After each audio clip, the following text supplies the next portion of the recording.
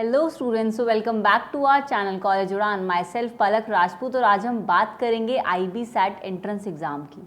IB SAT की अगर मैं बात करूं तो आपने IBS का नाम सुना होगा, ICFAI बिजनेस स्कूल का नाम सुना होगा। तो बेसिकली IBS का फुल फॉर्म है ICFAI बिजनेस स्कूल। तो यही इस एग्ज़ाम को कंडक्ट करवाता है। तो बेसिकली इसी के 9 कैंपसेस के लिए ये एग्ज़ाम होता है।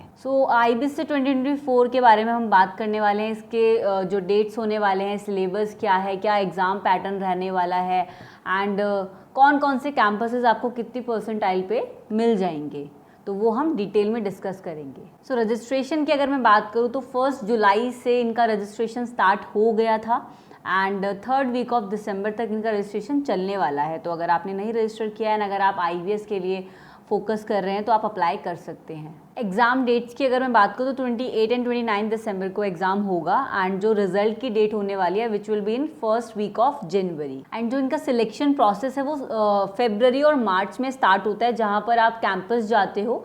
बेसिकली IBS हैदराबाद के अंदर सारे बच्चे जाते हैं और वहीं पर इंटरव्यू देते हैं। इंटरव्यू की कॉल जाती है उनके पास, तो वहीं से आपको मिलता है कि कौन सा कैंपस आपको अलॉट किया जाएगा। बट सारे ही बच्चे वहाँ ऑफलाइन जाके इंटरव्यू देते हैं एंड जो इसका एप्लीकेशन कॉस्ट है ये है 1800 रुपीज़। अब हम बात करेंगे एग्जाम पैटर्न की। तो 4 सेक्शंस बेसिकली आपको इसमें मिलने वाले हैं। First will be verbal ability, जिसके आपको 50 क्वेश्चंस मिलेंगे and second will be reading comprehension, जिसके आपको 30 क्वेश्चंस मिलने वाले हैं एंड थर्ड विल बी आपका क्वांटिटेटिव एप्टीट्यूड, जिसके आपको 30 क्वेश्चंस मिलेंगे एंड फोर्थ के अंदर आपको data adequacy and data interpretation मिलेगा, जिसके आपको 30 क्वेश्चंस मिलने वाले हैं। तो ओवरऑल अगर मैं क्वेश्चंस की बात करूँ तो 140 क्वेश्चंस रहेंगे एंड ये जो क्वेश्चन की फॉर्म्स रहते हैं दैट इज़ MCQs। तो MCQs के अंदर आपको मिलेंगे, जिसमें आपको क्वेश्चन मिलेगा, 4 आपको उसके ऑप्शंस मिलेंगे, आप टिक करेंगे, उसके अकॉर्डिंग ही आपकी मार्किंग रहती है। कोई भी नेगेटिव मार्किंग नहीं है इसके अंदर।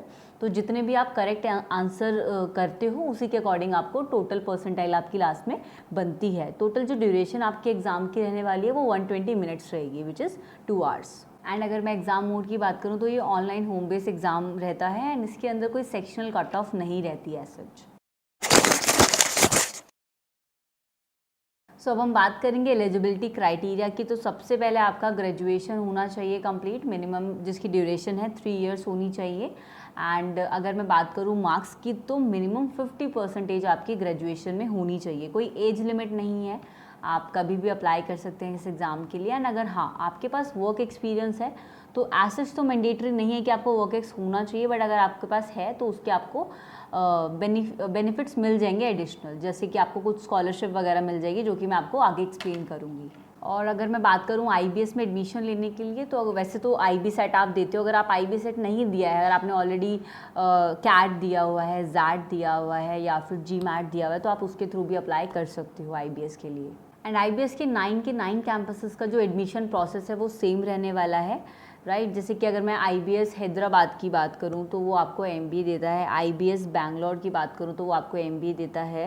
देन देहरादून वाला कैंपस और जयपुर वाला कैंपस, ये 4 कैंपस है जो आपको MBA प्रोवाइड करते हैं। रेस्ट इसके जो 5 कैंपस है वो आपको PG/PM प्रोवाइड करते हैं। अगर हम सिलेक्शन प्रोसेस की बात करें तो जैसे मैंने बताया आपको सेम है। तो सबसे पहले आप एंट्रेंस एग्जाम देते हो, उसके बाद आप जब कैंपस में बुलाए जाते हो तो वहाँ पर आपका एक माइक्रो प्रेजेंटेशन राउंड होता है, देन आपका पर्सनल इंटरव्यू राउंड होता है। तो उसके बेसिस पर फिर आपका सिलेक्शन होता है। बट एज सच बहुत ज़्यादा क्राइटेरिया इनका नहीं है, मैं आपको क्लियर बता दूं कि बहुत ज़्यादा टफ है।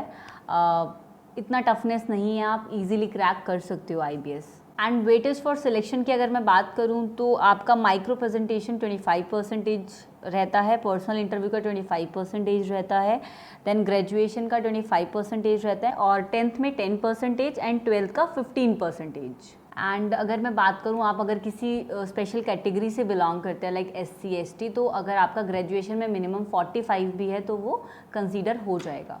अगर मैं बात करूँ स्कॉलरशिप अपॉर्चुनिटी की तो सारे ही बच्चों को स्कॉलरशिप अपॉर्चुनिटी मिलती है, बट उसके कुछ सेक्शंस रहते हैं कि आपको कैसे स्कॉलरशिप आप वो गेन कर सकते हो। 10 करोड़ का इनका एक अमाउंट है जो ये स्कॉलरशिप का बच्चों को रिवॉर्ड करते हैं। तो 500 क्वालिफाइड स्टूडेंट्स को स्कॉलरशिप मिलती है अप टू 2 लाख तक की। अगर मैं स्कॉलरशिप एलिजिबिलिटी की बात करूँ तो फर्स्ट आपकी जो होती है वो है मेरिट बेस। अगर आपके अकेडमिक्स में काफ़ी अच्छे हैं एंड आपने IB SAT के स्कोर भी काफ़ी अच्छा किया है या फिर किसी अदर एंट्रेंस एग्ज़ाम का भी आपका स्कोर काफ़ी अच्छा है तो आपको स्कॉलरशिप मिलती है। देन आपका कैटेगरी बेस्ड स्कॉलरशिप होती है, फिर आपका एलिमनाई स्कॉलरशिप होती है, देन लास्ट आपका अर्ली बर्ड स्कॉलरशिप भी होती है।